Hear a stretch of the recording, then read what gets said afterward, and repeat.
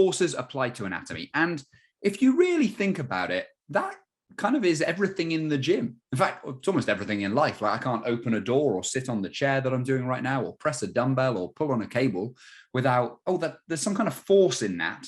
And it's meeting me, my structure, my anatomy in some way. And it's the interaction between forces and anatomy that create everything that we're interested in the gym, whether we're trying to get hypertrophy, whether we're trying to be fitter from a cardiovascular perspective, whether we're trying to be stronger. All of these things are contingent on the forces we're being exposed to. That's why cycling feels different than running or rowing. It's the forces in it are different. And the anatomy that we use to fight those forces are therefore different.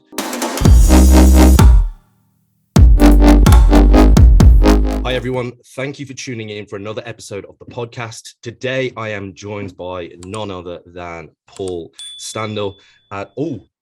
Did I say that correctly, actually? Because I'll tell you why I asked this, because my last name is Wines, and I've heard some very funny pronunciations. Wines, Wins. Yeah, Wins has got to come up. Yeah.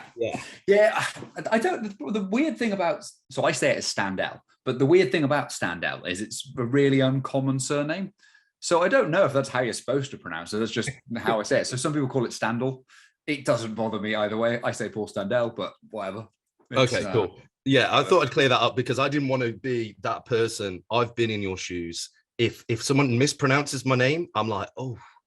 So imagine I left just because of that. Like, we have my guest says his name wrong immediately. This is a short podcast episode. Okay, so Paul, if you don't know, is one of the muscle mentors, and they are renowned for exercise science, biomechanics, prepping lots and lots of people all around the country and the world, doing their practical learning sessions with people over weekends. So I wanted to jump on a episode with Paul, just to have a little bit of a chinwag, to be honest, a little bit of a waffle about biomechanics, the application for people, everyday clients, or just people within the gym environment. So Paul, first and foremost, let's start at the very beginning. Let's talk basics. What is biomechanics within the gym?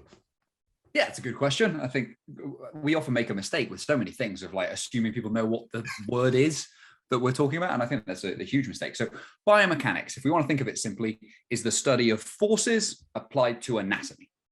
That's it. It's nothing more. Forces applied to anatomy. And actually, if you think about it, whether you're a trainer or just someone who likes training, Dan, meanwhile, is going to cough his face off and die just slightly off shot there. He did well of not hearing it. So I took a drink and instantly started to choke as you started to talk. So I was really trying to do it subtly, but I did well.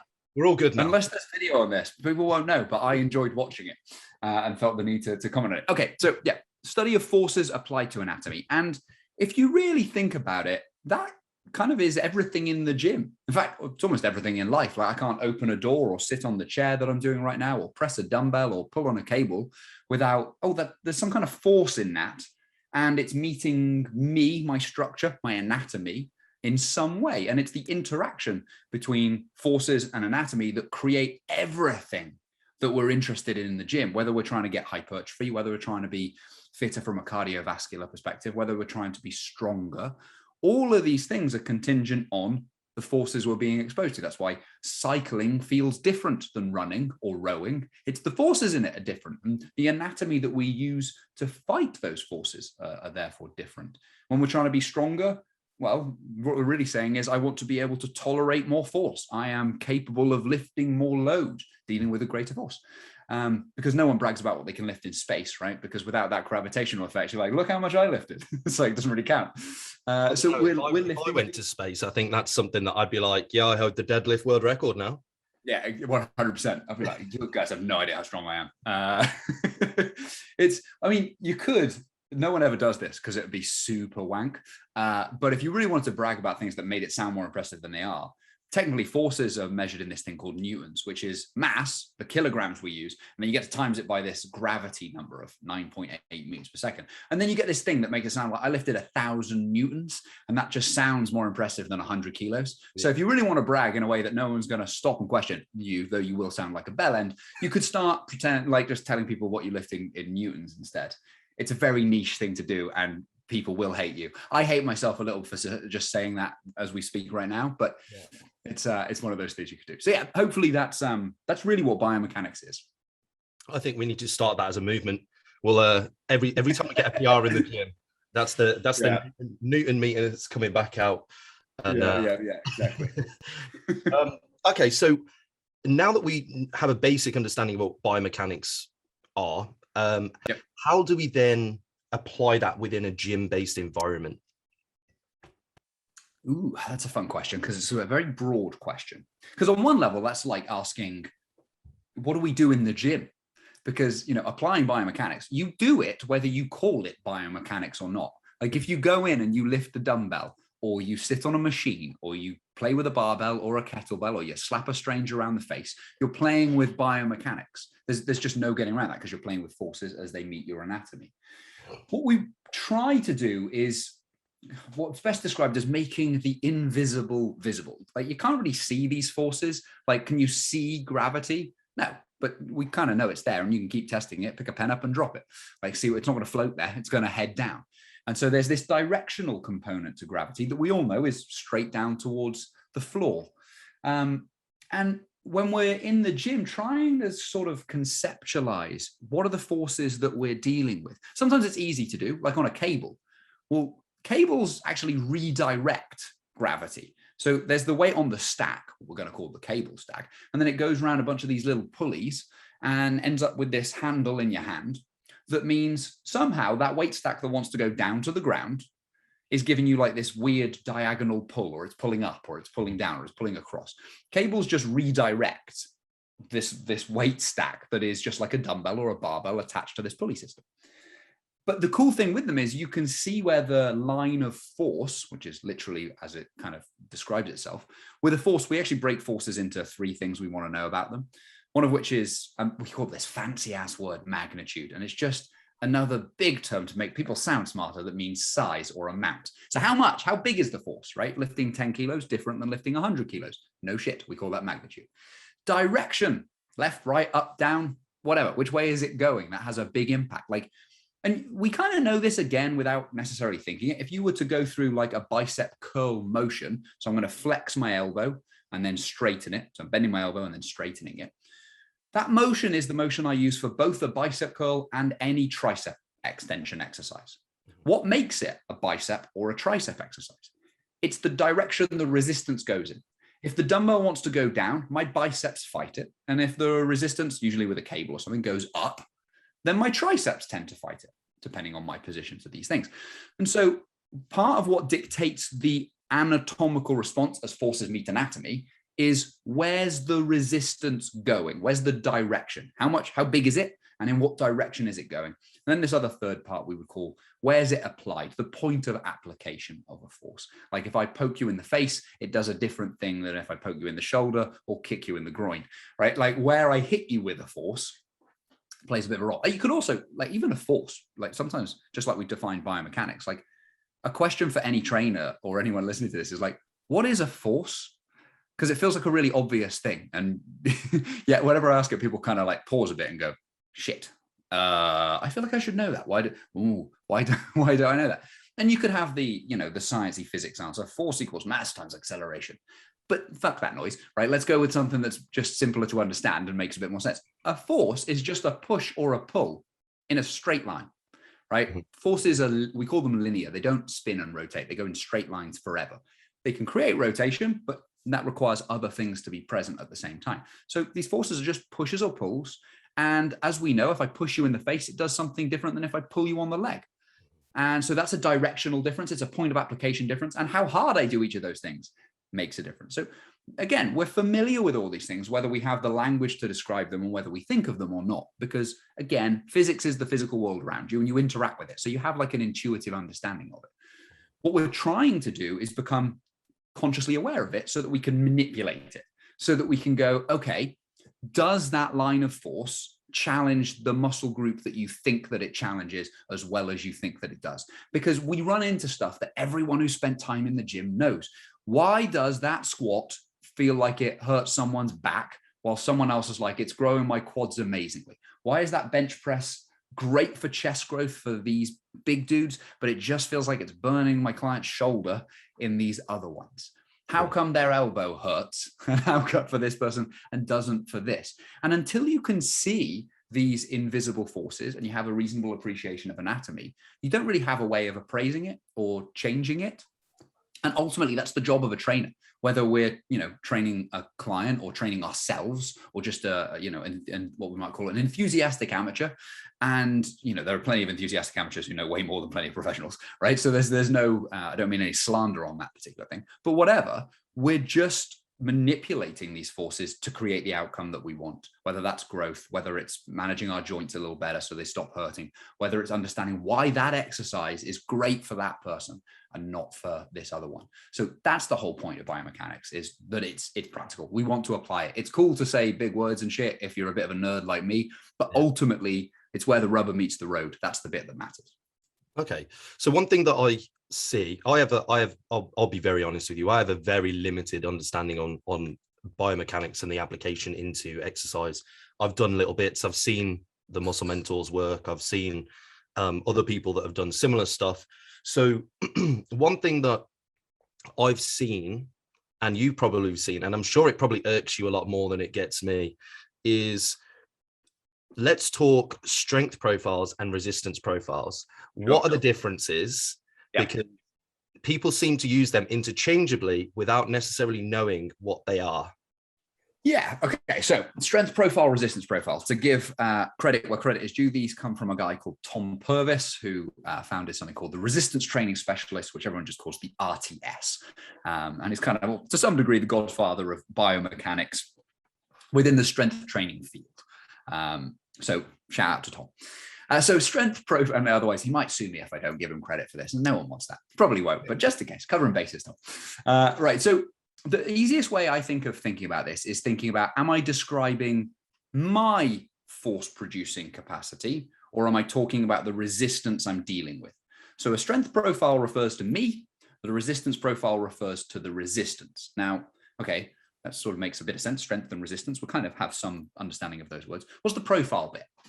So if you were to graph an exercise, this is fun, we could start to ask, where's it hard and where's it easy? Where am I strong? Where am I weak? And we might chart that. Like, so if we were to think of something like a squat, where is hardest in the squat? Hopefully everyone having ever done a squat will tell you the bottom bit, right? I could stand up and stand at the top of the squat with a shitload of weight.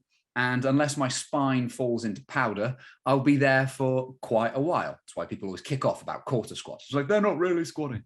It's like, you can deal with a lot more load when you don't move it very far. And so we might say that you're strongest at the top of a squat and you're actually weakest at the bottom of a squat.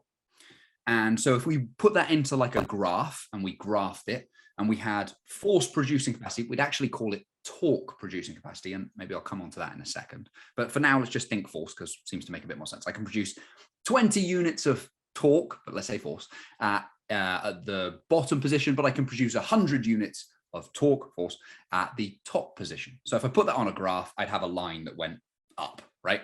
Weaker at the bottom, stronger at the top. And I would call that my strength profile of a squat or of a push. So in pushes, I'm the same as a bench press. I'm weakest at the bottom of a bench press and I get stronger as my arms extend. I'm weakest at the bottom of a squat and I get stronger as I go up. I'm weakest at the bottom of the deadlift and I get generally stronger as I go up. With things like a bicep curl, I actually see a slightly different relationship where we call this one weak, strong, weak. I'm weakish at the very bottom of the bicep curl. I'm strongest in the mid-range, and then I get a bit weaker as I come up to the top. And we would graph all these and you could see them. And I think with a lot of things in biomechanics, it's so much easier to see them than describe them. And so a lot of this stuff sounds like, okay, I think I'm vaguely following along. But when you see it, and it's why I'm a big fan of, getting Meccano out, making models, trying to make this shit visual, because I think it clicks for us a lot faster, because you're like, oh, that, okay. Right, and it makes a bit more sense. So that's the strength profile part of it. The other part, we call this resistance profile, okay, so now we're going to have to touch on that word I call torque. So torque is, there's no good way of saying talking about torque. It just sounds like I'm making a pun every single time I do it. And I've yet to find a better way speaking about torque.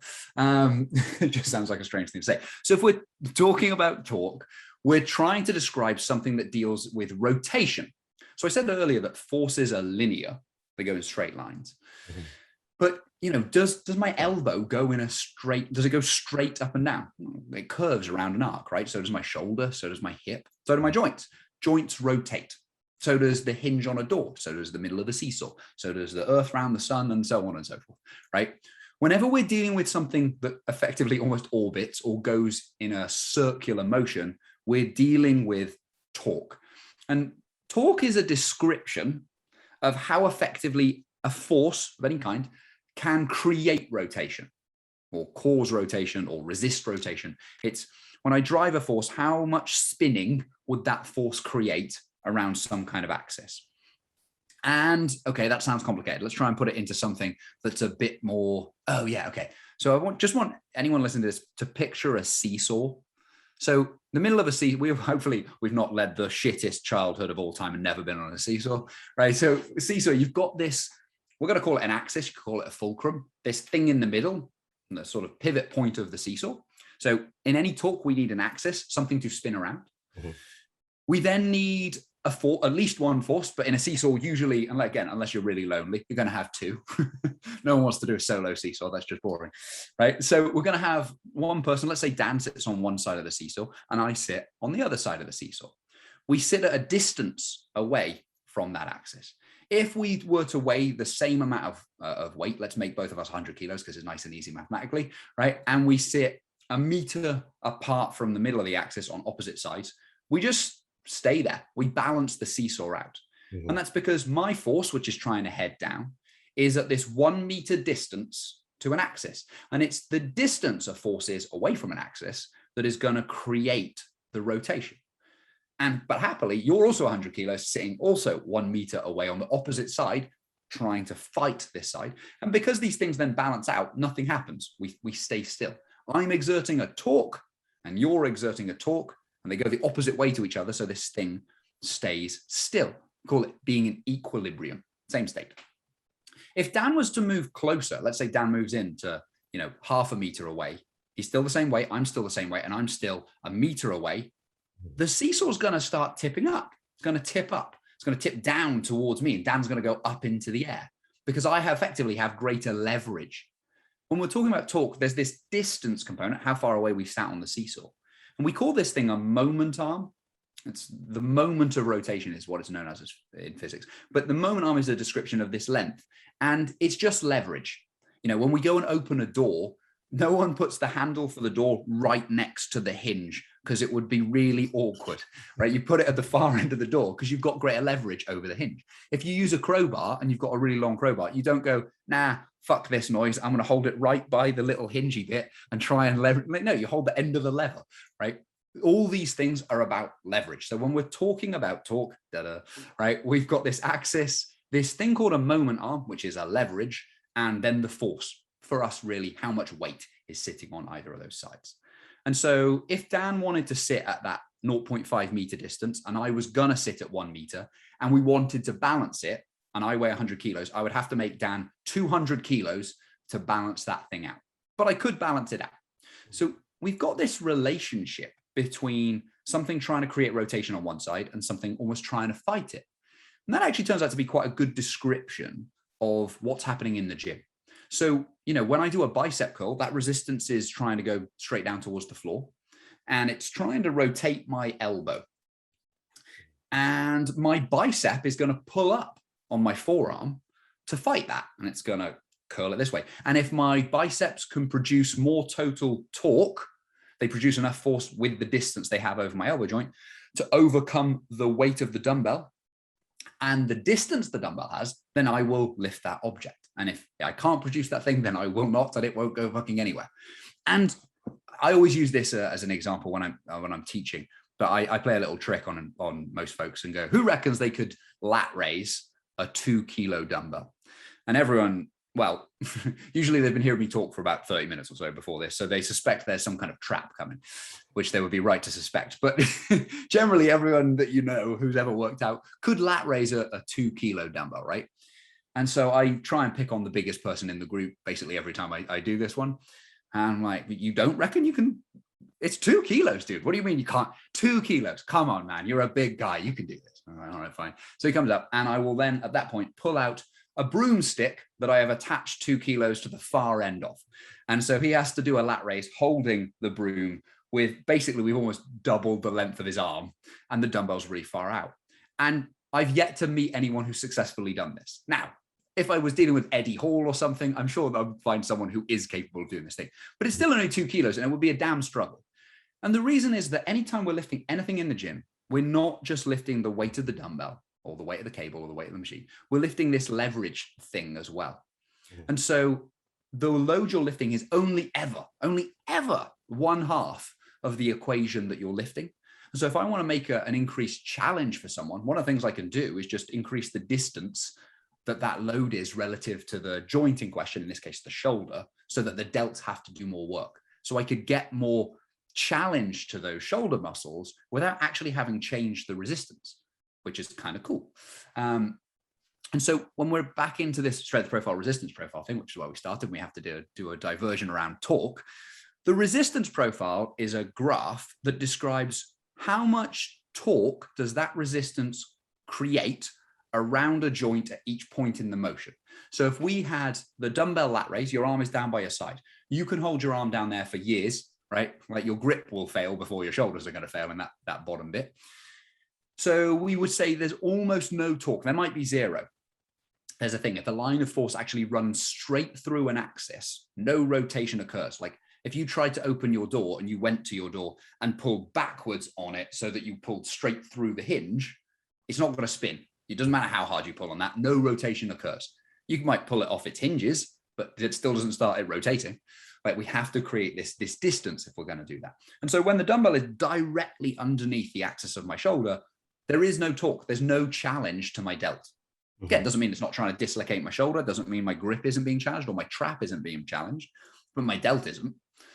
So if I graph this, I might put 0 on the torque bit or very little, depending on how, if you're someone who's massive and your lats get in the way and your arms are way out to the sides, then okay, your arm might not actually sit underneath that shoulder. But so it varies a bit person to person. And then as your arm goes up and up and up, we know that lat raise gets harder and harder and harder, such that if we had to get you to hold a position that was going to be hardest, we'd get you to hold it with your arm straight out to the side. And it'll be like, fuck. And again, if anyone wants to test this shit, try it. Like hold the same weight in each hand and hold one just slightly away from your body and hold the other one out at 90 degrees and see which one fatigues fastest. And unless you have a Jeremy Beadle arm, like it will be obvious which one is going to fatigue fastest for you. That's one of the cool things I think with biomechanics is you can test these things and experience them and see them. So they're not just weird, nerdy shit. They're like, oh yeah, which is kind of cool. So the resistance profile of that lat raise would go no torque to maximum torque. It'd go up. It increases in challenge as we go through the motion. And then, so that's the resistance profile. If we did the resistance profile of a bicep curl, there's minimum moment being created to the elbow in the bottom position. It's not creating much rotation around the elbow. Then as I get to halfway, where my arm is like out at sort of my elbows at 90 degrees, like I'm a waiter holding a tray kind of position, that's the biggest torque. It's the biggest distance that dumbbell is away from the axis. And then as I curl back up, that moment arm starts dropping off again. So if we were to graph the torque for the resistance profile of the biceps curl, it would go not very much maximum and then start dropping back off again. We then have to layer on resistance profile as it meets strength profile, because that's really the bit that matters. We can't say that this exercise is hard or easy unless I know how it meets your ability to create force in those positions or create torque in those positions.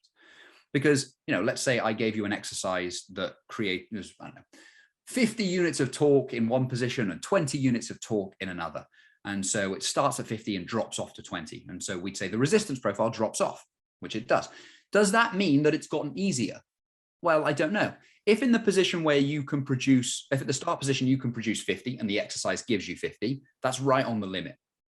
If at the end of the exercise you can still produce 50, but the resistance is now only giving you 20, well, then it's going to feel like it's gotten really easy. If, however, at the start position you can produce 100 and at the end you can produce 20 and the resistance gave us 50 to 20, well, now we're going to have something that actually feels like it gets harder even though the resistance drops off. because it's how I describe the strength profile, if you get into mathematical shit with it, as the strength profile is my internal torque producing capacity. And the resistance profile is an external torque demand. But it's how those things relate to each other that tells me whether I find it hard or easy. Both of those things matter when we're kind of doing it. So the strength profile and the resistance profile are different. Both of them are important. If we're trying to create something that's really, really challenging for a person, we might want to try and create something where it's as challenging as they can manage at each point in the range. Again, something Tom Purvis calls a full range challenge. And I don't have a better name for it because that's a good name. So we call it a full range challenge. Because if I'm thinking of, let's talk about hypertrophy, because that's what we tend to talk to more people kind of doing. You know, an exercise that doesn't give me a challenge in certain positions, why would it create hypertrophy for me in that position? You know, how much muscle growth am I causing at the very top of the squat? Not very much, because there's very minimal challenge there relative to how much force I can produce. Yeah. And that's because in a squat, in a normal barbell squat, I'm limited by how much force I can deal with in the bottom. So if I put on more load than I can deal with when I get to the bottom of the squat, well, then I'm not going to come back up to the top. So I'm limited. Same in the lat raise. I'm limited by what I can use at the top of the lat raise. Now, I could launch it, right? And that actually changes the weight that I'm dealing with as I go through that, which is one of the reasons people launch their lat raises. But effectively, if I had to do it really, really slowly and hold each position as though I was posing for some kind of catalog, be a weird catalog, but let's say I was, then we're going to find out, oh crap, I'm really limited by that position. So anyway, I hope that gives some semblance of an idea into strength and resistance profiles. Yeah, that was great, actually. Okay, so then I guess the natural lead on from that would be, when we've figured that out, when we've got those two pieces of information and we're doing an exercise, you know, you mentioned a bench press, shoulder press, you know, those kind of exercise, or a squat. What kind of manipulations can we do to best serve individuals to make sure they're producing the most amount of, let me make sure I'm getting the terminology correct before I say it. We'll figure it out, whatever you say. The most amount of torque as we're going through each phase of the lift. Yeah. So I think we actually almost want to start with a slightly different thing of going, whenever, and this is one of those annoying it depends answers, but I'm going to try and give some qualification to what it depends on, because otherwise it depends is useless, right? So whenever we're doing anything, I think we have to keep two things clearly in mind: the individual we're dealing with and the goal of that individual. So, you know, can this individual, have they got any injury or issue with that exercise that means, do they have, and a goal that means, do they have to be doing it, or is it sensible for them to be doing it? So if I've got someone with a bunch of shoulder issues, they've been, I could be describing myself here, but they've been benching over 10 years, because I've been a PT for over a decade now. And for, 7 of those years, I was pretty convinced we had to be bench pressing, because everyone has to bench press, deadlift, squat, and all that kind of jazz. And it didn't matter that it kept hurting my shoulder. The chest had to touch the bar, because those were the rules. And so that on we went. And I had, big old people saying that's what you had to do. And there was no real disagreement in the industry. This was just a given. If you weren't squat, bench, and deadlifting yourself and all your clients, you were an embarrassment and a failure as a trainer. And you should probably get off the gym floor because you're shit. And so at a certain point, when you first come across biomechanics and you start looking at these things, you're like, oh, okay, yeah, maybe I didn't need to be doing those things. There's nothing special about the bench press. It's just a way of exposing force to my anatomy in certain positions. Well, then you might go, okay, if we're doing something like a bench press, does the bench press expose all people to the same level of forces? And you can just imagine this as an exaggeration to kind of describe it. Like, the length of someone's arm plays a big role in how far that bar has to come down. If you took T-Rex and got him to bench press, he doesn't have to go very far, right? It's a really small kind of thing that he's doing. If you took Peter Crouch and asked him to do the same thing, it's like an albatross. That thing is traveling for years, right? It might take 20 minutes for Peter Crouch to do 1 rep. That bar has to descend a long way. And so in physics, we describe the work that something does as force times distance. So the work that you do is dependent not just on the load that you lift, but how far you move it, which kind of makes sense, right? So the amount of work being done by a human varies on this distance, and that varies on the length of their arms. And so, okay, we've got that little bit there. What about the size of the rib cage? Like, and again, exaggerate it. You think Jenna Jameson has to lower it as far as, like, you know, some prepubescent boy? It's like, no, there's things in the way. And that's an old school name drop, that is. It really was. It's a very 90s. I've aged myself. I'm 33. I'm going to go with it. Who would you use now? We should probably not get into that chat on this. Pamela Anderson would work as well, but that is also a dated reference. But I'm sure I feel like they're less popular these days. Moving on, right? So the distance that bar travels is dependent on, we could call it the size of the rib cage or the amount of chest tissue that someone has, whether that's natural tissue, muscle tissue, boob tissue, whatever. Right? There's tissue. There's just shit in the way, and then the length of the arm. And that has an impact in the joint in terms of how big a range does the joint actually go through, and how lengthened does that muscle get. Muscles also, we've touched on them slightly, have a leverage over the joint that they do to create their own rotation, internal torque producing capacity. That's what we call the strength profile. And so how well can my pec pull my humerus, my arm bone, around that shoulder axis? And it depends on its position.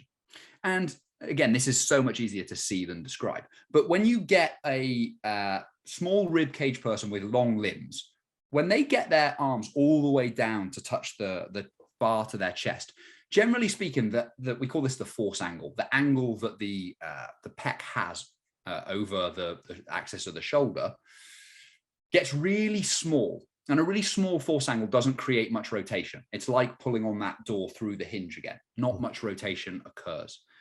And once we get into that, actually what the pec starts trying to do for this person in this position is it's trying to drive your humerus forwards out of the front of the shoulder, effectively. It's almost like trying to create this anterior or forward motion. Call it translation if you want the linear description of what that kind of thing is. If you want, again, you want to just impress people that will think you're a wanker, you call it translation. And so when we get down there, I'm like, okay, for this position, it's not that effective at training their pec. It turns into a big anterior delt challenge and seems to be annoying their shoulder quite a lot more without giving the trade-off. So for this individual, well, what's their goal? Well, they want to be a powerlifter. Okay, well, then the rules of powerlifting are that fucker has to touch their chest. So sucks for Peter Crouch. These are the rules, right? It's not going to be great for your joints, but that's your choice. You're an adult. Do what you like. So, okay, let's work around it. Let's try our best with what we can and go for it. Or do we have a goal for this individual where they're like, no, I just want to get my chest bigger? In which case we go, well, do we need to bench?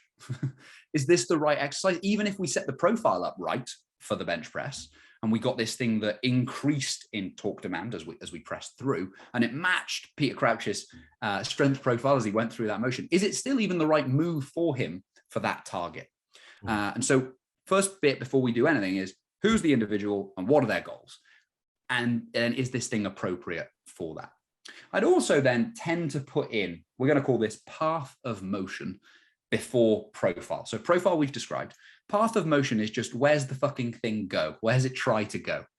So if I was, using my arm again, and we're doing this bicep thing that's trying to pull my arm up, I said I want a resistance that goes straight down because my bicep wants to pull effectively straight up.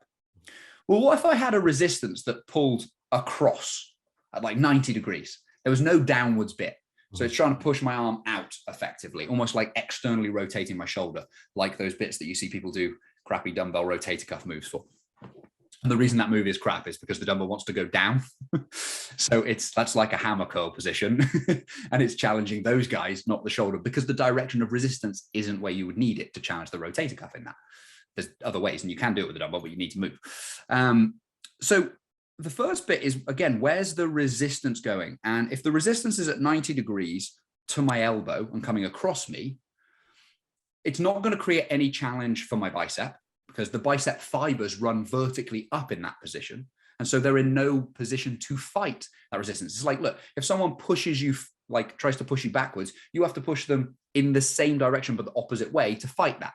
If they push you backwards and you step left, it didn't stop you going backwards. I'm just going backwards and left, right? Like that's the kind of thing of this. So we have to line up the fibers with the direction of resistance so that they can fight them. But we also have to think about the joint, right? Like if I've got this thing that's trying to rotate my elbow, well, does my elbow allow for that motion? The answer is no. No, it doesn't. The elbow doesn't want to go sideways in that thing. Your shoulder can allow some rotation in that direction, but the elbow isn't. And so sometimes we might line things up, but they come at the cost long term, maybe, of the joint. We often see this in the knee for things like leg extensions. Like, if I turn my leg out, I can line up my vastus medialis a little bit more. Those fibers are better lined up. And that is true, but it's coming at the cost of your knee joint because you're putting this torque effectively that's trying to twist and snap your knee in a direction the knee doesn't go. So long term, is that worth it? Because you can't train a muscle if your joint is battered. Like, they ain't gonna work. So I think we always think joints before muscles, because in the long game, you can't train those muscles without those joints being in a place where they can do it. So, all right, if we're lining up this path of motion, the path of motion is, where's the resistance trying to go? And again, if we were almost using a cable, cables are great because you can see it. You can just follow the line of the cable and go, okay, that cable is coming down on this slight diagonal angle. I might also think, what angle does my arm go through when I do a press or a pull or whatever kind of motion I'm trying to create? And again, these ones way easier to see. So I'm going to try my best to describe what's kind of happening here, but fuck knows if this will work. Your humerus, your upper arm bone, is spinning around an axis in your shoulder. It's also doing spinning shit, right? It's torque, it's rotation. Anytime we have spinning shit, we have circles, okay? So your humerus is going around a circular arc that is your shoulder axis. When we start in, let's say, the bottom of a press, and then I get to the top of the press, I actually go from a position where my arms are down lowish and they raise up. Right. So when I'm, let's say, at the start of a pull or a press, my arm might be kind of almost in line with my throat, in line with my shoulder. And then as I pull backwards, or as the dumbbell pushes me backwards, my forearm drops below the height of my shoulder, right? Which actually means the bottom of my humerus is now below that thing. And if I chop my forearm off and just looked at the motion the humerus goes through, it's creating a circle that starts high and drops down. Cool. And so I would want some kind of resistance or exercise that follows that slightly circular path if I wanted to line the resistance up well with how that thing goes. I might also think that when my pec does something, my arm comes in, it converges, it comes together like a bit of a triangle. And then as I pull backwards, it diverges, it pulls apart a little bit. Well, in a bench press, we call it a parallel path because it just goes straight forwards. So even though my arms naturally come together, the resistance won't let me. This thing has no choice but to go straight forwards. So it doesn't really follow the path that those pec fibers would want to run along if we were trying to get it. So before we even start looking at profile, some of the things I'm looking at are, does that resistance follow the line, the path that I would want the resistance to follow to line it up with that individual's muscle fibers and the shit that actually mean, cool, I'm targeting the tissue that I want. So I'm going to think joints first, path first, get those things in place. And then we might start running into the question that you first asked and I finally got around to, which is profile. How do we manipulate the profile? So if we were looking at a bench press or a squat or a shoulder press, all the ones that you kind of said there, we call this thing accommodating resistance. I'm sure you'll have seen people doing it on social media, chucking bands on shit. Chains would also kind of work. We want something that increases the forces that we're dealing with as we get to the top in some way or another. So, in a squat, we call this reverse banding or top banding, where it takes weight off as you come down, or you could bottom band it, adds weight on as you come up. The biggest mistake people, I think, make with this is they see of their favorite social media influencer people. They see Josh Bridgman do something, they see Joe Brightman do something, they see whoever do something, and they're like, oh, I'll do that. And so they just sling a green band on to like some kind of leg press. And I like where they're trying to go with it, but sometimes it's a bit like, pissing on a forest fire and hoping it does something. It's the amount matters. Pissing on a forest fire doesn't work because unless you've got the world's most impressive piss, like that ain't putting it out. You need more water. So the same is true on banding. We have to get the magnitude, the amount of force right. Mm-hmm. So let's say that, in a bench press, we might get something like 10 to 20% stronger from the bottom to the top. So if you were benching 100 kilos, and again, limited by the bottom position, and I got say it was 20% stronger as I got to the top there. Well, then I want something that adds 20 kilos, roughly, doesn't need to be perfectly precise, to that bar as I go through that motion. Mm-hmm. So I actually then need to test it. So we get these bands. Bands come in different lengths and different strengths. And so different lengths and different strengths mean that the more you distort a band, the more force it gives you. But how far you have to distort it to get you that amount of force is contingent on the length of that band and how strong it is. If you've got a thick band, you don't have to pull it as far to get a certain amount of force. If you've got a thin band, you have to pull it further to get a certain amount of force.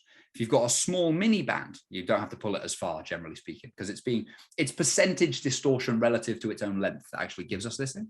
But we would get something like a crane scale. I have a YouTube video on this of how to band the hack squat. It's like a 15-minute video that wanders you through all the shit you might need to think and nerd out on to do this, and shows you how to do it.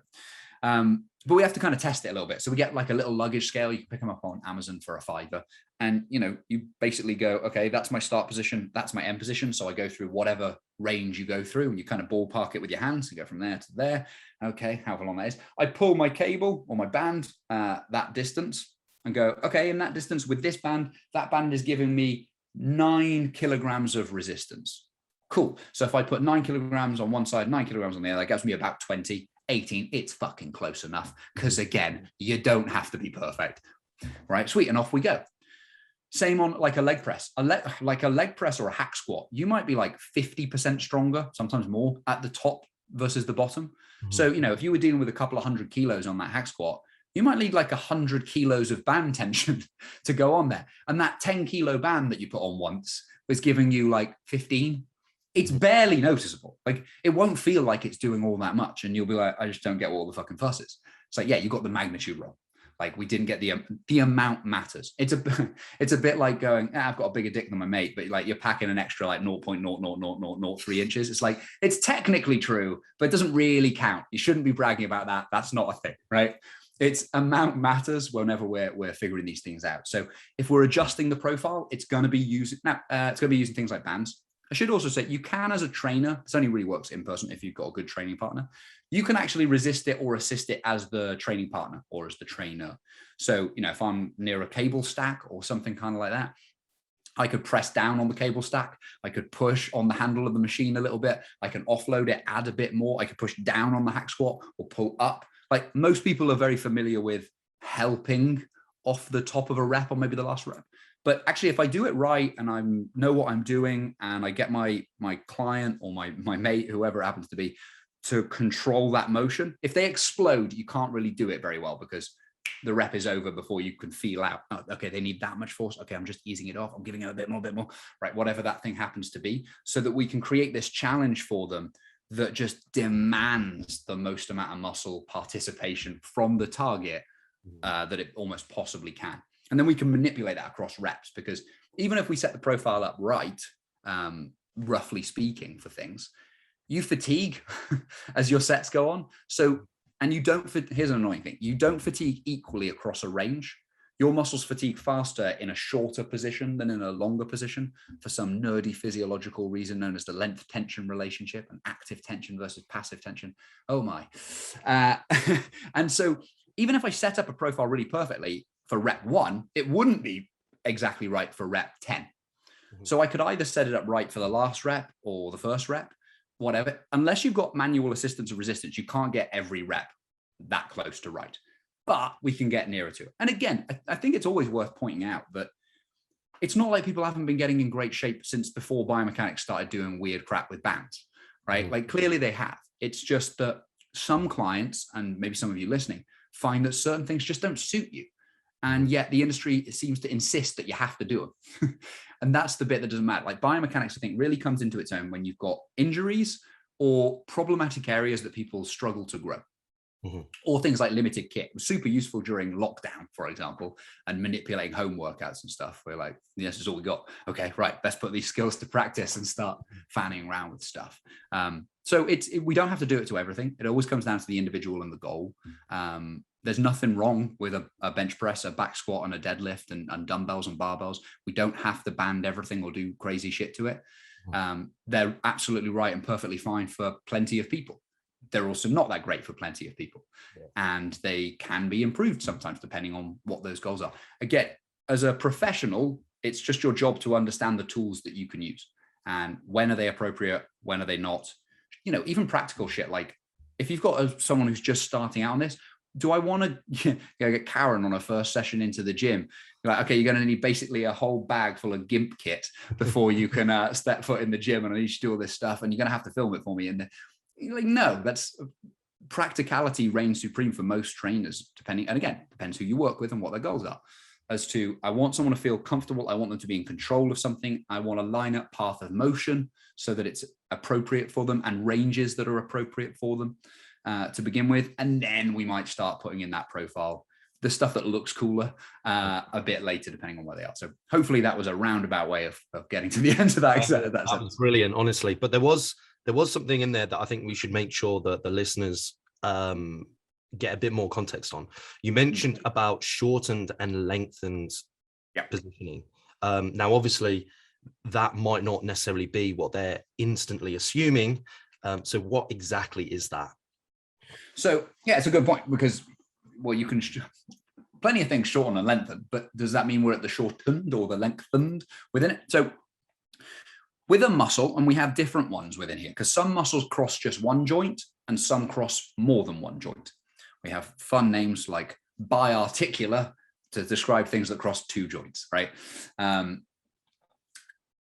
The length changes that a muscle goes through is dependent on a few bits and pieces, including things like muscle. We kind of call it muscle architecture. Some muscles are like long things, and some look like those feathery things that you see on bodybuilders when they get really shredded, like the quads. We call those pennated. They come in at angles. They're not these longitudinal straight line things. And that actually affects the length of some of the stuff within the muscle tissue that we're really starting to describe. And what we're really describing, if you zoom in all the way on a muscle, we start at the biceps and we zoom in through a bunch of different layers. You go through these things that almost look like rope fibers, and you keep going and you keep going. You get to this thing that we call a sarcomere. Now, a sarcomere is known as the shortest or the smallest contractile unit of a muscle. It's actually the bits that when a muscle is contracting, they're the things that are shortening. And within a sarcomere, the two main bits, maybe a third one I'll add into this, that we're interested in, there's these things called myosin and actin, or actin and myosin. Myosin is this like fat rope-like filament that's got a bunch of heads off it that to me always look like if sperm could row, right? This is what myosin heads look like. Dan's nodding because he's like, yeah, that's a pretty good description of what they look like, right? And then we've got this thinner actin filament that sits above and below them. And these myosin sperm rowing heads attach onto actin, and then they effectively pull them. And in pulling them, they shorten the sarcomere. And if we do this across the thousands and thousands and thousands of sarcomeres that exist in a muscle, we create enough force that the muscle shortens, and hopefully we move something or we hold something still or whatever we're trying to do at that point. So when we contract a muscle, what we're fundamentally doing is contracting a shitload of sarcomeres, like a shitload of sarcomeres. They're really, really, really small. There's also a thing within a sarcomere called titin, which is this winding elastic molecule that sits at the start of the myosin part. And this would be really difficult to describe without an image that would make any sense. So let's see what we can kind of do. Titin, like any elastic tissue, when it lengthens, it wants to recoil, right? So just like a balloon, just like, for some reason my brain went to a condom, whatever, right? Whenever you pull something elasticy, it wants to recoil. It produces force to return to its natural length. Mm-hmm. Now, it sort of doesn't matter whether something is alive or dead for passive stuff, and we call this passive. So when we talk about, I said passive and active tension earlier. Tension, mechanical tension, some of you as trainers might have come across that phrase, the primary driver of hypertrophy. What the fuck is tension, right? First off, because everyone again just takes that one as a given. Tension describes tensile, and tensile describes a pulling apart force. So it's the opposite to compression. So compression is two surfaces smushing together. Tension or tensile is two surfaces pulling apart. And we actually have something called shearing, which is when two surfaces come across the face of each other. So friction is a shearing type of force. Okay, so tensile, tension, active tension, passive tension, pulling apart forces. Passive tension is primarily affected by this component of a sarcomere called titin. And As you lengthen it, it produces more force because that's what balloon-like elastic substances do. It's actually made of 3 different components. You have this thing called an immunoglobulin component, a little nodule in the middle called N2A, and then a stiff segment called PEVK. Under different conditions, so the immunoglobulin segment is like a really stretchy, loose, not very strong balloon, right? You can deform it, it doesn't produce much force. PEVK is this stiff segment, is stiff. When you try and deform this, it produces a shitload of force. The nodule in the middle has a role to play in whether you stretch PEVK or the immunoglobulin segment. And it's related to whether or not your nervous system is actively doing something or passively doing something. Actively, for me, just means spending energy. Dead bodies can't produce active tension, but they can produce passive tension. Okay. Passive stuff, lengthening, only occurs as sarcomeres get longer, because as they get shorter, well, the elastic thing isn't lengthening. So we don't really see this tighten effect doing anything at shortened sarcomere lengths. We see it as it gets to lengthened positions. And you can look at this thing known as the length tension relationship. If you've never seen that, check out a graph, because this will make way more sense once you can kind of see a graph on it. But within the length tension relationship, and it's the length of a sarcomere and the tension produced by a sarcomere. At what length can a sarcomere produce what amount of force? And you'll see 3 lines on the length tension relationship. One's called an active, one's called passive, and one's called total. The total one is the combination of active and passive together. Mm-hmm. The active one looks like an inverted U, a bit like a bell curve kind of thing, where it goes at the shortened position, it doesn't produce much force. In the mid-range, it produces a maximum amount of force, and then it drops off again as it gets lengthened. And this is related to those actin and myosin sperm heads. There's an overlap between the sperm heads on myosin and actin, and the amount of them that can bind and pull is dependent on this overlap. Be a bit like if a bunch of you had your arms out of like some kind of bus window, and there's a bunch of people that you're trying to high five on the way past. It's like if only 2 of the people at the front of the bus are next to people with their hands out, only 2 of you can grab them and produce force. I've never used this as an analogy before. I'm hoping it works, right? And then as the bus moves along, everyone can grab hold of someone's hand, and we could all pull at that point. And then as the bus moves along further, the people at the front of the bus are like, oh, I've got no one's hand again now. Right? And this is that active tension. What's the overlap between the sperm heads? I've never called them sperm heads either. And the actin. And so that's the active component. The passive component kicks in about halfway down the bus, right? And starts exponentially increasing in force, because elastic stuff continually increases in the amount of force it produces to recoil until it snaps. And we layer these things together and we get this length tension relationship. Cool. If we come back into actual settings for the gym and training, well, not all sarcomeres change to the same length. They don't all go through the same excursion in distance. And we touched on that pennation thing for like quad muscles and other muscles, long, thin ones. They even change based on how much muscle you build, because you have to put more sarcomeres into a muscle as you build the muscle, and that changes the length that they go through. So some sarcomeres, some muscles at certain lengths get to a point where the sarcomere length starts working, where the passive tension starts contributing a lot. And some sarcomeres, when they get really short, don't even get to the passive end. Actin and myosin, we call this cross bridging, when they connect to each other, when we grab hands out of the bus, that requires energy to do it, requires caloric expenditure. And it's also fatiguing. As you build up these things called calcium and hydrogen ions inside the muscle cell itself, it starts inhibiting your body's ability to keep creating these cross bridges. And so you stop being able to produce force, active force. And there's a way of testing this in people. Like when they fatigue, have they fatigued because their body can't contract, can't produce cross bridging anymore within the muscle cell, or because their nervous system is fatigued and they can't send a big enough electrical signal? And the way that you test that is effectively with like a cattle prod. So let's say you're on a leg extension and you're trying to extend your leg, and you're like, I fucking can't go anymore. I'm done. And then I jab you in the leg with a cattle prod and you get more reps. well, that tells me that the issue was a big enough electrical signal being sent to keep the thing going. But if you fail and then I jab you with a cattle prod in the legs and you can't get any more, that tells me, cool, the fatigue mechanism was, we call it peripheral, within the muscle itself. And, you know, if we're trying to cause muscle growth, we actually want the fatigue mechanism to be the thing in the muscle, not the nervous system component within these bits and pieces. But that fatiguing mechanism is active. It's the active component of length tension, not the passive component of length tension. And so when I get into a really short muscle, in muscles that cross two joints or more, sometimes people call this active insufficiency. When a muscle that crosses more than one joint shortens at both ends. So I might look at gastroc, right? So in my calf muscles, you guys ever do a seated calf raise and you get told it's for the muscle underneath gastrocnemius called soleus. And the reason for that isn't necessarily that gastroc stops doing stuff. It's that it gets really weak because gastroc flexes the knee, bends the knee back, and points your toes, gets you into like a calf raise. But actually, if you shorten it at both ends, it gets piss weak. It starts coming really far down the active side of length tension and just starts getting weaker. And because it's in that short position, it's not like tighten is going to help out and produce any force that way. It's not going to do any of those things. And so it doesn't get help. And the fatigue then kicks in quite quickly from this active tension mechanism because it's getting no help. And the calcium ions and the hydrogen ions inhibiting muscular contraction. If on the other hand, I go to a lengthened position for that, so let's say I'm in gastroc again, but now I'm in a standing calf raise and I'm at the bottom and I hang out down there.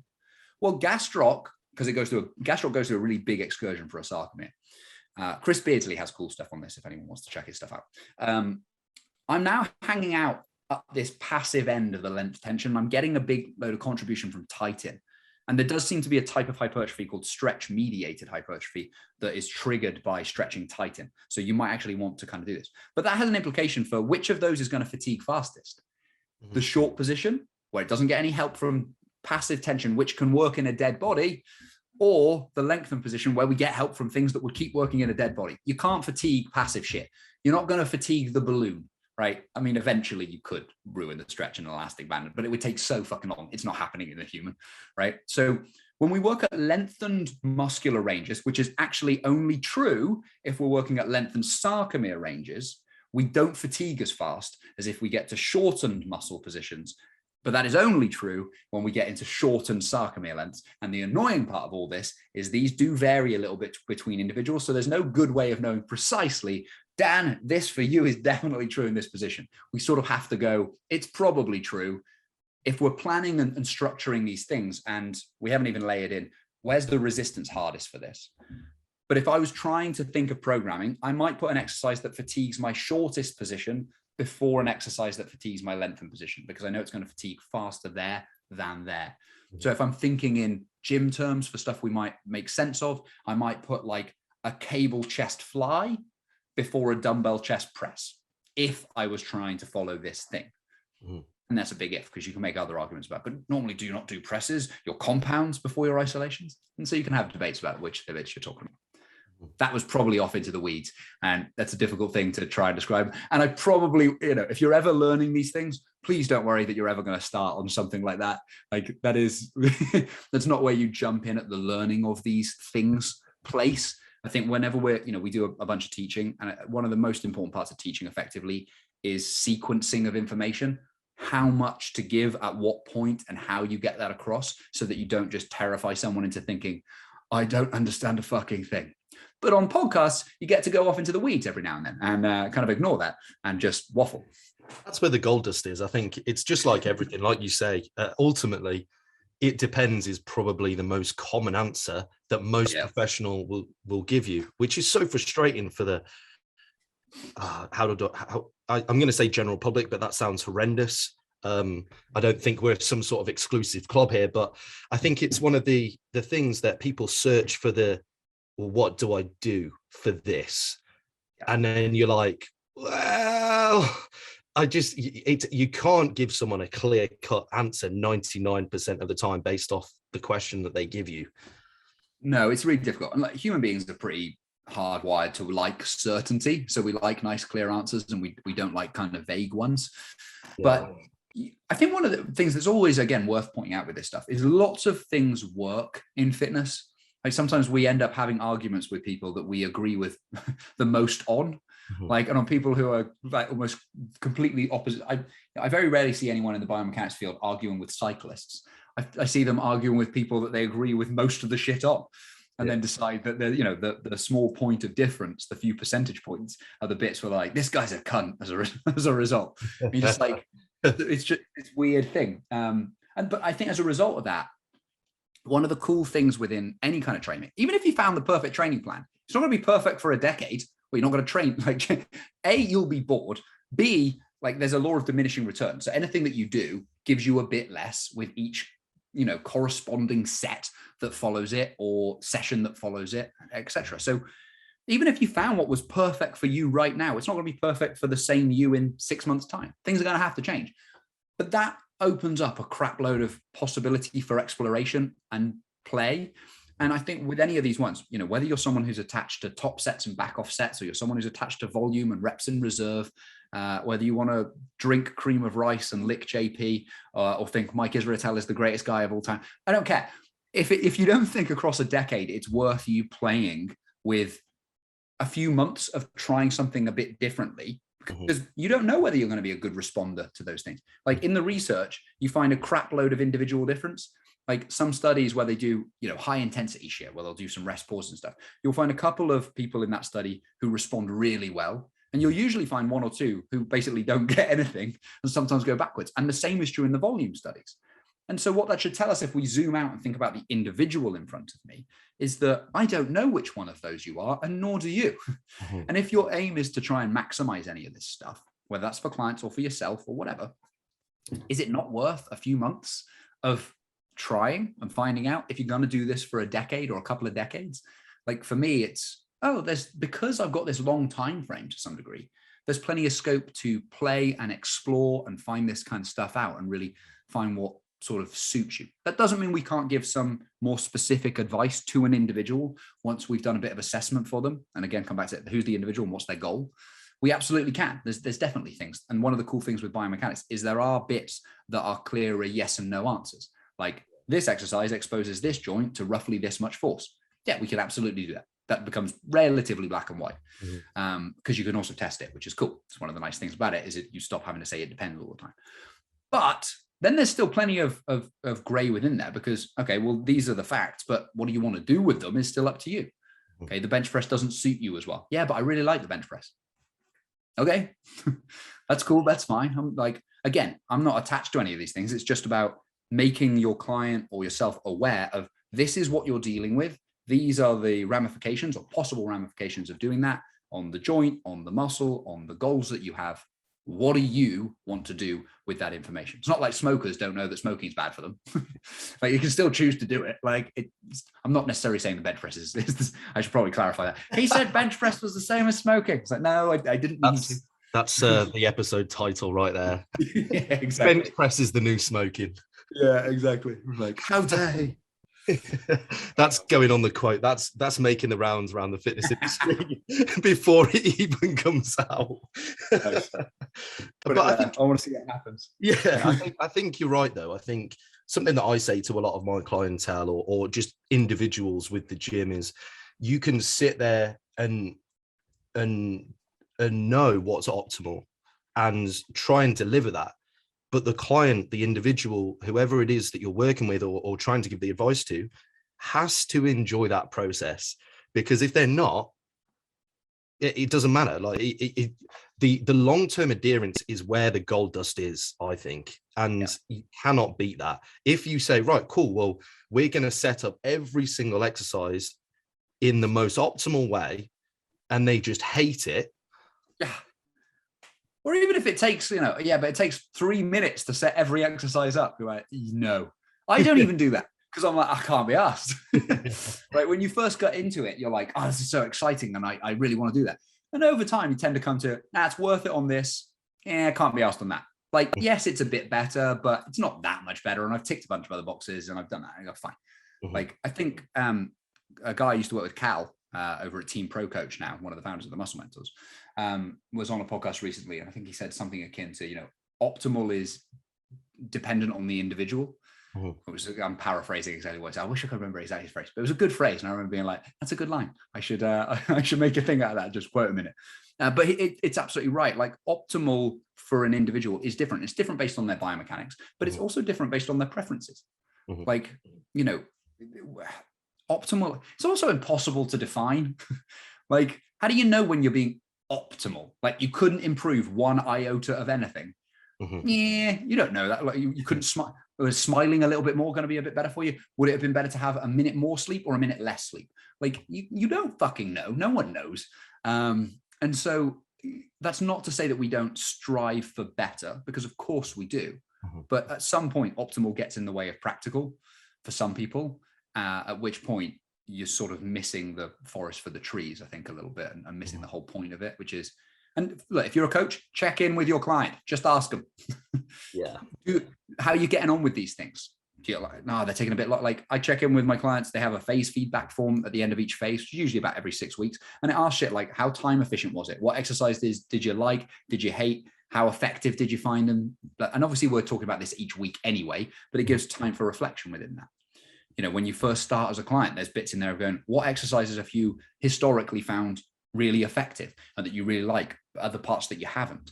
What's your training been like lately? Because look, if you, again, have someone as a coach who comes to you and they've been very used to training like Steve Hall and RIR, then you need to know that going in, because just like anything, you have to meet someone where they are. If you try and change everything just because you think it's right, but you haven't walked them through a thought process that they've really bought into yet, they're just going to think you're ignoring them, because you are, right? And that's not a good way of doing that. So whatever that thing is, okay, they've done the Steve Hall thing. Oh no, they've been doing the JP thing. Okay, I need to know that going in. I'm probably going to program quite similar to that for their first phase.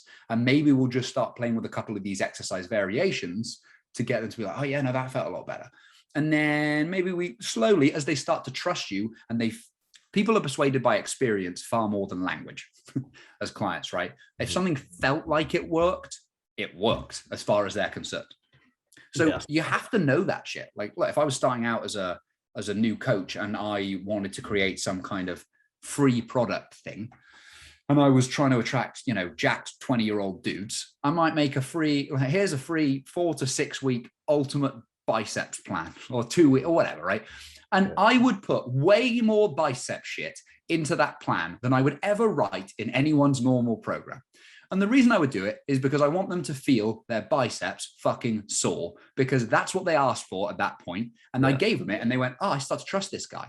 Now, if they then came for coaching, we can start to educate them a bit more and be like, okay, we don't need, like, you know how bad you're like, yeah, couldn't lift your arms for several days. Yeah, we missed out on a bunch of stuff as a result of that. But until I got them to trust me by giving them what they wanted at that point, I'm not going to be able to persuade them as well as I could. Like, that doesn't mean you have to be a sellout with those things. You can do this ethically as well. But if you think that just telling everyone the stuff that you already know is enough to persuade them, it's like, no, that's the height of hubris. It's just really arrogant thinking that is like, I'm exactly right. There's no way I can be wrong. These people just need to trust me. They just need to know what I know. It's like, that's not how people work. That's not how teaching works.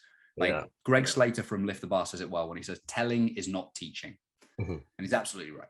And the same is true in coaching. Meet those people where they are and bring them along that journey steadily, checking in with them. How are they getting on with it?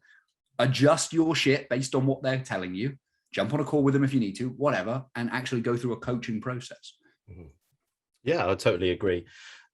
Paul, what is next for you? I mean, you've obviously mentioned that you've got some videos. I'd be very surprised if the people hadn't already seen them, but where can they find a little bit more about you, the Muscle Mentors, biomechanics, and all that? Yeah, so I'm pretty much on Instagram. So it's Paul _ the Muscle Mentors, and you'll find all my kind of shit through there.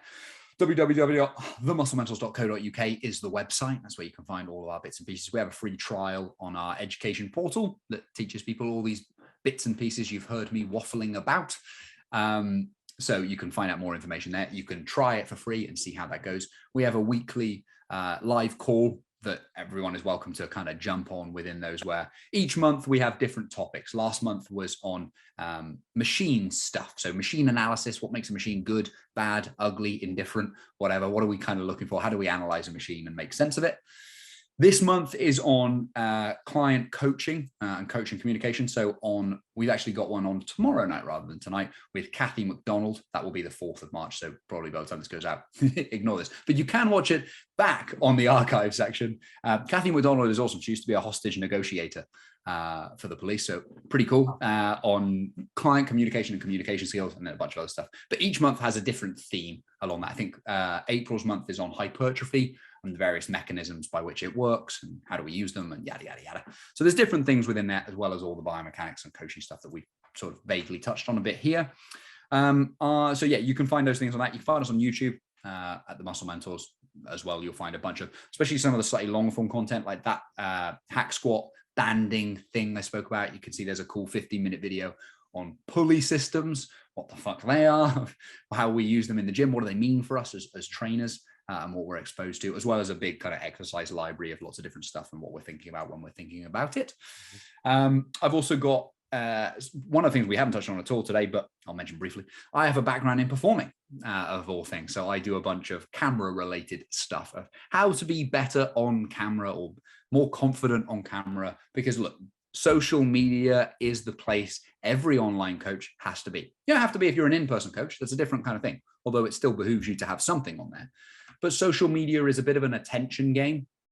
Like if you're really crap on camera, it's going to be a problem when you're trying to get people to pay attention to you. And it doesn't matter how good you are. If no one pays you any attention, you can't get to show how good you are. And so that doesn't, again, it doesn't mean we have to sell out. It doesn't mean we have to become some sleazy, weird sales guy. You don't have to do those things. You still have to be very good at your job. But there's also plenty of ways that you can improve your traits on camera, how you come across, the styles that you choose to use, just technical bits about how you kind of go about doing that stuff, and finding, as writers would call it, your voice or your style. It takes a bit of time, but it's so key to doing well on this. I think anyone that any of you guys listen to or watch on social media, like just start asking yourself, like, what do I like about that person? You're going to find a bunch of different styles. Like James Smith is really different to Joe Wicks. And yet you might like both of those people. Some people are sarcastic, some people are funny, some people are warm, some people are enthusiastic, some people are dry. I'll tell you what, they're all not. None of them are boring, right? You can't be boring. That's golden rule number one of social media. Don't be fucking boring. But outside of that, there's plenty of scope to find what is still authentically you. But that takes practice. I think a lot of people end up trying to mimic stuff that really doesn't sit well with who they are. And that comes across on camera. And so I'm putting together a bunch of stuff to try and help trainers with that, because again, it's something I have a big background in, spent plenty of years of my life doing. So you'll see a bunch of the biomechanics stuff. You'll see camera confidence stuff within there. You'll see general advice on how to be a better trainer. You'll see my own clients and transformations of those. You'll see all that jazz. I think it's something that you do really well. I'm going to make you blush a bit now, but I do think that as an educator, there is something that there's lots of geeky people out there that love the science, but like you said, telling people isn't teaching, and being able to hold someone's attention, get them to understand complex issues in a way that is understandable and applicable is so challenging. I mean, I liken it to, I did A-level physics and I loved physics at school. Loved it. I absolutely loved science, all of the sciences actually. But we had one physics teacher and he was phenomenally intelligent, but he was a terrible teacher. Like you could ask him anything about, and he would just knew it. But because he was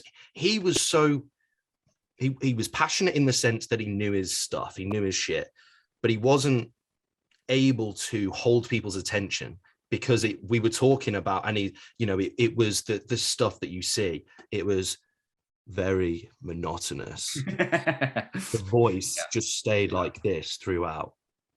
And it's something that I think that you do personally very, very well, especially talking about such complex issues with bringing physics into the gym based environment, where most people just want to know, what do I lift? How much do I lift? And I think it's difficult. And I think knowing how to do that is a massive skill. So that's one of the reasons why I wanted you to come onto the podcast, to be honest, as well, get some, obviously pick your brain, but I think you are very good at communicating and being able to hold attention. Thanks very much, mate. I'm all blushing. You can't tell because the sunlight's burst into this room. I might release the video. The screen grab of this podcast episode will just be you blushing there at the end. Is there anything that we haven't discussed today that you would like to mention quickly? Not massively. I mean, I think we touched on it before. I have quite a few interests because I'm one of those weird people who seems to like a wide variety of stuff. And I've discovered slowly over the years that actually teaching other personal trainers is quite useful in allowing me to cover the wide range of interests that I have within fitness. Mm-hmm. And so I also have an ebook on managing the psychology of someone post prep. So I think one of the things that we're certainly seeing more and more people talk about the post-prep period and the difficulties that people face after they get very, very lean. Mm-hmm. But I don't know that we've got that much stuff out there yet that is specific. I think a lot of times so I suffered with OCD, probably a little while ago now, it's about 33, 6-7 years ago now is really when I went through treatment for OCD. And whenever people talk about mental health, there's a tendency to talk very generally. That I suffer with anxiety or with depression, or I'm just having a hard time. And that's good to some degree. But if you're someone who's struggling yourself and you're listening, that doesn't necessarily make you think, oh, there's other people like me. Mm-hmm. We latch onto specificity in stories.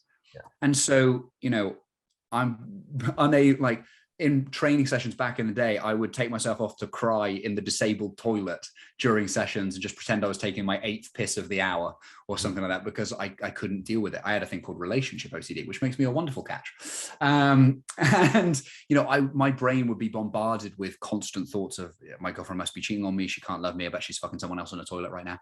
Mm-hmm. And all the things that go along with that. I felt unable to get out of bed. The only good times were sleeping was nice because I wasn't consciously awake. The rest of the time was just such a drain to try and get through. It's like trying to fight your head is trying to fight home. It's the place you can't escape. And if that doesn't feel like an okay place to be most of the time, there's no escape from it. And that becomes really exhausting because anytime you go out in front of others, you're almost having to put this face on. And that's even more exhausting, trying to pretend you're okay and trying to pretend your brain is engaged with the shit that people are talking to you about. And then you feel bad because you're not really paying them any attention. And you're taking their money for their training and all this kind of jazz.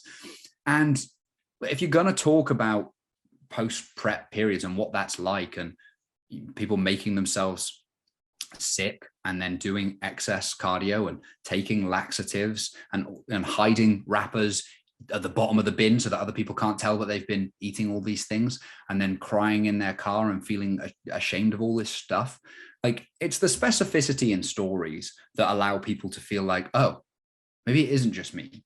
Mm-hmm. And we need that moment if people are going to be able to move forward from that. So I actually wrote this ebook a couple of years ago, and I've just recently rebranded it for the Muscle Mentors stuff, because it used to be when I was by myself that I initially wrote this. So there's stuff in there as well. You can find that through the link in my bio. It's just called Getting Your Head Straight After Getting Shredded. A guide to not mentally fucking yourself up while dieting is the gist of that thing in there. So that's probably the only thing we didn't touch on that we could touch on a tiny bit there, but otherwise we covered a fair bit here. Yeah. I'm just aware of the time, but quickly before you go, 2 things. If you want to at a later date, I would love to unpack that. I'd love to unpack that relationship OCD if you want to talk about that. Sure. Just because, again, I think it's conversations that aren't necessarily being had. Like you said, I think that there's so much about depression and anxiety just as a broad sense, but, obviously going into detail would be really, really interesting for people. And secondly, I mean, I can see behind you as well. I know that you're very well read. So I'm interested to see what books would you recommend? Any book. I just want 1 or 2 books, and then. Such a tough question. On what kind of topic? Because I like a variety of stuff. Personally, I love history. I love science. I love stuff like that. But maybe let's keep it within the context of what we've spoken about today. So anything mental health related, anything biomechanics or exercise. So if I was going for mental healthy stuff that's vaguely related, start with a guy called Chris Fairburn. You can check out, he's got a series of things on overcoming binge eating and the like. Basically any of his stuff. He's got books that are aimed at therapists and clinicians, and also ones that are aimed at sufferers. So Chris Fairburn, and all the work he does is great from that. In terms of OCD, my favorite book that helped me was called Break Free from OCD. That is by Shalacombe, Oldfield, and Salkovskis. I think the authors on that. That's a great book. I found a book with an awesome title once for OCD. It's called Embracing Uncertainty. And it's one of the key things you have to do when dealing with any kind of obsessive compulsive thing, which has a lot to do with eating disorders as well, by the way, as there's a lot of crossover between those things, and addictions. You can think of as a compulsion as anything that you do that soothes an anxiety. So eating disorders, to some degree, people feel very anxious about something and they use food or purging or whatever to soothe that thing. The compulsion ends up being worse than the disease initially. So the cure worse than the disease kind of idea. And you run through from there. But yeah, Embracing Uncertainty is a great title, but a shit book. Never buy that book. It was a crap book. Kind of within that.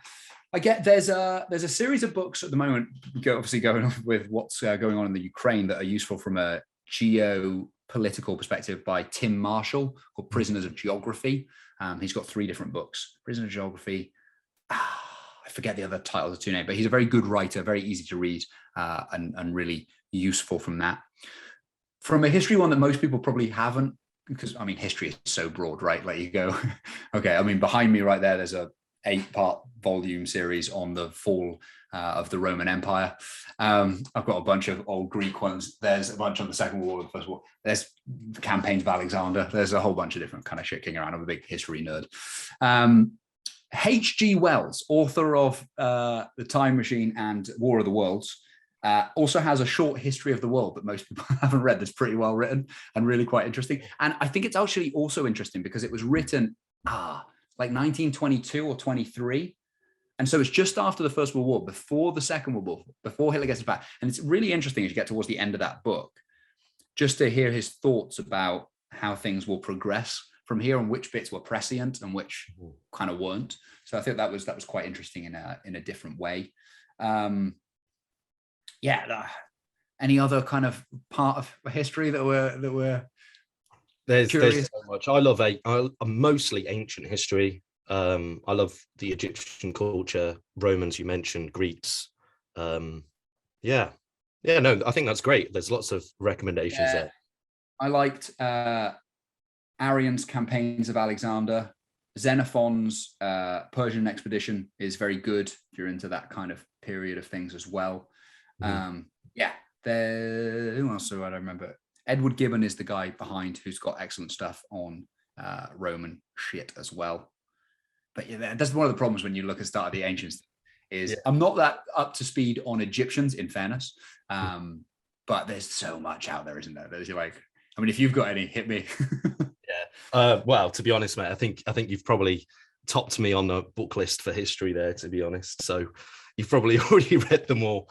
But honestly, Paul, this has been incredible. I've enjoyed it. I hope the listeners are still listening at the moment, because obviously we've got off into some nerdy random history tonight. Yeah, I knew it was going to get like this, because I'm a waffler. I go off on tangents. I know that you're the same. You're very passionate about lots of different things. So I thought it'd be interesting for us, and obviously, hopefully, people have taken away something from you. I mean, they definitely will have in terms of biomechanics and all that other stuff. But I'd love to unpack some more mental health stuff. Even get on and just talk some history shit. Like, this is I just want this podcast to be so varied so that people can come and get whatever they want from it. Dude, there's my ebook has references to Viktor Frankl, Auschwitz survivor and psychologist, Alexander Solzhenitsyn, Gulag survivor after the kind of Second World War, and Harry Potter, of all things, as well, in there, because I'm a nerd in many ways, and I like fantasy shit too. So I loved that book, Viktor Frankl. I couldn't believe Man's Search for Meaning is one of the best books ever written. Yeah. I just he's got a good second book called Say Yes to Life in Spite of Everything, which similar vein, not quite as good as Man's Search for Meaning, but also worth a read for anyone who likes Viktor Frankl. And if you don't know who Viktor Frankl is, stop what you're doing immediately and rectify that problem. know. Yeah, get to know. That's a good one. All right, Paul, thank you so much for coming on, mate. We'll do this again at some point, but thank you. Would love to. Thanks for having me.